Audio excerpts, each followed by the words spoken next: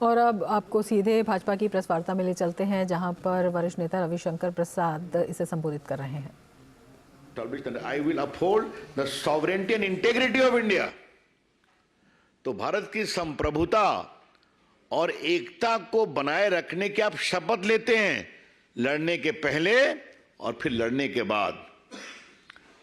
जब आप जीत गए तो क्या होता है?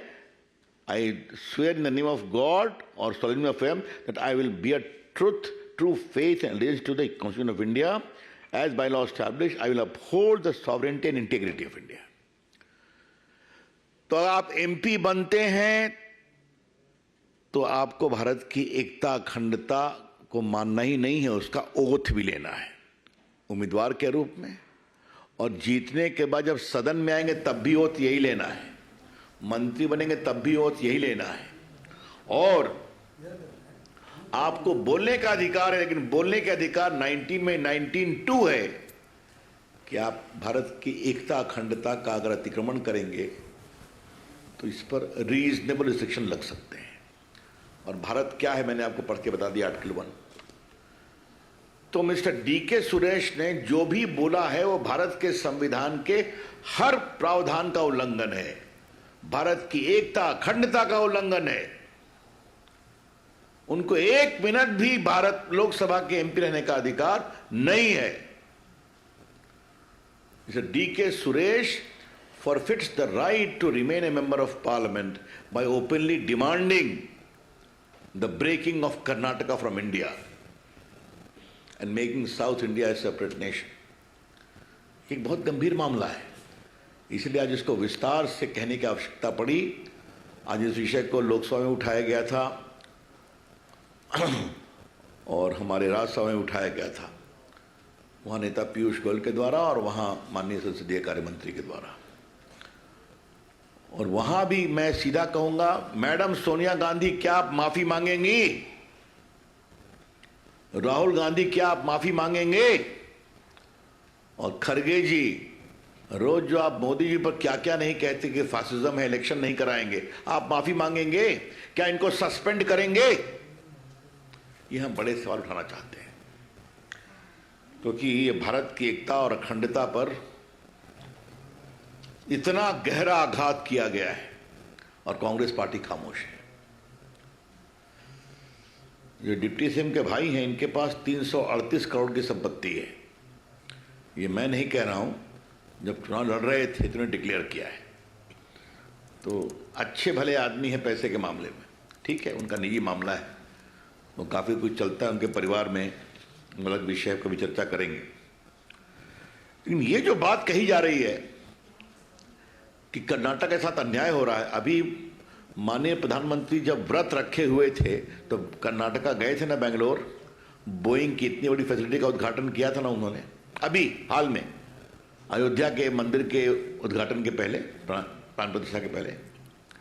आज बेंगलोर कर्नाटका इतनी बड़ी आईटी का हब है कि नहीं? और मुझे मालूम है कि जब मैं देश का आईटी मंत्री था तो मोबाइल मैन्युफैक्चरिंग की बहुत बड़ी फैक्ट्रियां वहां खुली हैं, भारत सरकार के प्रयास से खुली हैं।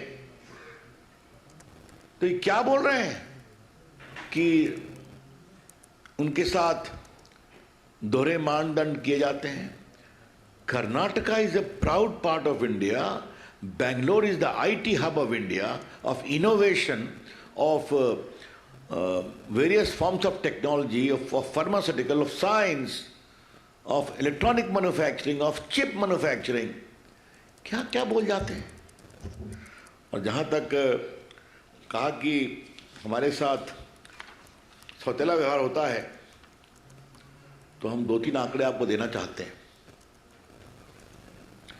यूपीए 2 में कर्नाटका में 2009-14 में जो टैक्स डिवोल्यूशन हुआ, आपको मालूम है जब टैक्स आता है तो उसको राज्यों को भी बांटते हैं, तो कर्नाटका में टैक्स डिवोल्यूशन था 53,396 crore. In the 5 years during the Manmohan Singh government from 2009 to 14, tax devolution for Karnataka stood at 53,396 crores.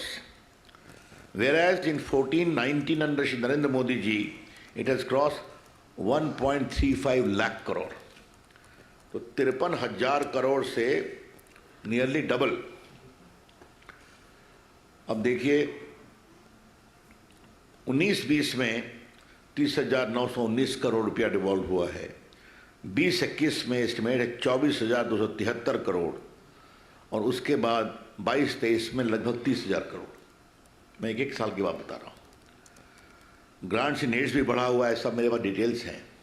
तो ये भी आरोप जो है कि कर्नाटक के साथ भारत सरकार स्टेप मदरली ट्रीटमेंट करती है, ये बहुत ही बेबुनियाद बात है, फैक्चुअली इनकरेक्ट है, तो हमें उसका ही प्रतिकार करना था। लेकिन ये सब सेकेंडरी है। Mr. D.K. Suresh has committed a gross impropriety as a member of parliament by openly talking about the breakup of India. There is a clear violation of the constitutional main point of unity and integrity. Why is Congress party silent? Why is Sonia Ji silent? Why is Mr. Kharge and Rahul Gandhi silent? And when Rahul Gandhi is supposedly moving in the entire country to unite India, and the important leader is publicly declaring to break away India. That is the unfortunate part of it. Thank you मित्रों, मुझे अपनी ओर से इतना ही कहना था। अब आपके कोई सवाल हो तो उसका मैं उत्तर दूंगा। धन्यवाद। बीजेपी के वरिष्ठ नेता रविशंकर प्रसाद ने अपनी प्रेस वार्ता में कहा कि जो कांग्रेस के सांसद हैं डीके सुरेश, उन्होंने जो बोला है वो संविधान का स्पष्ट उल्लंघन है, देश की एकता और अखंडता पर एक बड़ा प्रहार है। आगे बढ़ेंगे। झारखंड के पूर्व मुख्यमंत्री